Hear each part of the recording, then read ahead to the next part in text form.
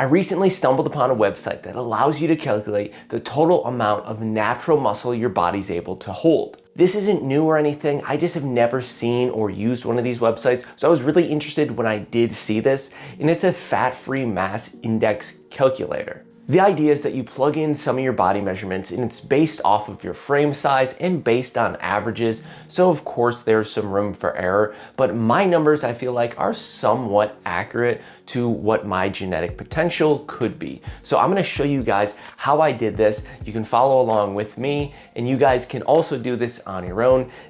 In the description, there is the link to this website. All right, so here we are when we first log into this website. Now we're gonna scroll down and it's gonna ask us what we wanna do. And we want to estimate our natural muscular potential. Now, the first hiccup I ran into is the measurements. It doesn't allow you to select half inches or quarter inches or 3/4 inches. So I ended up actually just going with centimeters because it's a little bit more accurate. All right, then we're gonna come to selecting male or female. Now we're gonna come down to current body fat percentage. This can also become an issue if you don't know what your body fat percentage is.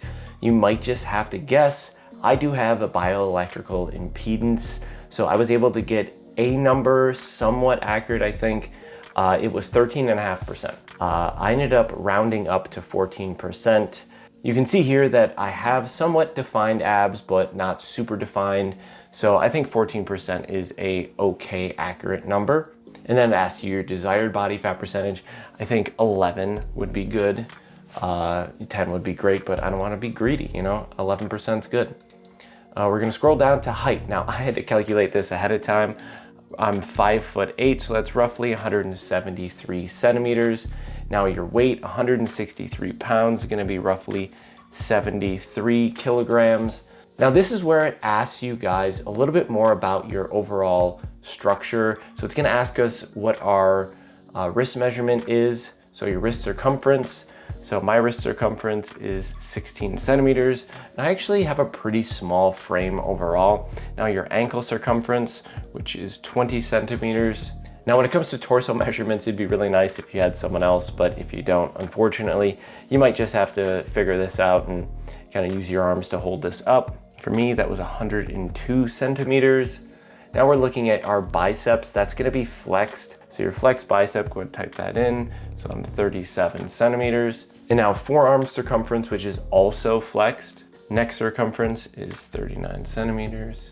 Thigh circumference, which is going to be 52 centimeters. And now calf circumference, which for me was 35 centimeters. All right, now we scroll down to results here and it tells us our lean body mass left to gain. So this is how much muscle mass our body structure could actually handle as far as how much more. So this is actually saying that we could handle an additional 6.3 kilograms, which is just shy of 14 pounds.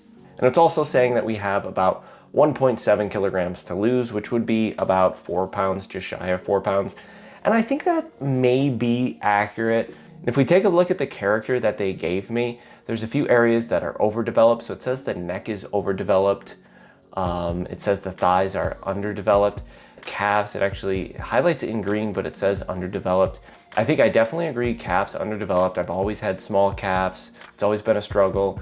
Thighs are underdeveloped, definitely. I actually recently had hip labrum surgery and I really am still slowly getting back into heavy lifting. It says forearms are overdeveloped. I think that's, you know, it says within 1%, so that's probably fine. Upper arms, perfect. Ooh, I'm perfect. Did you hear that? Now, as a personal trainer, I've done a lot of body measurements with people over the years, and I've learned that if you are slightly off on where you measure, that can dramatically change the results.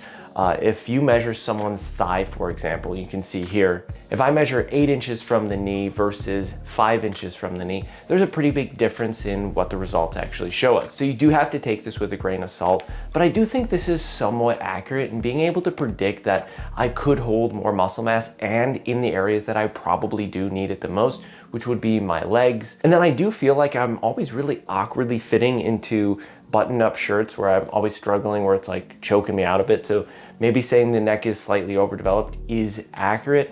I'm not 100% sure. I will say though, when you scroll down a little bit further and read about how they concluded these measurements, they did state that these are mostly accurate for individuals that are in between 4 to 12% body fat.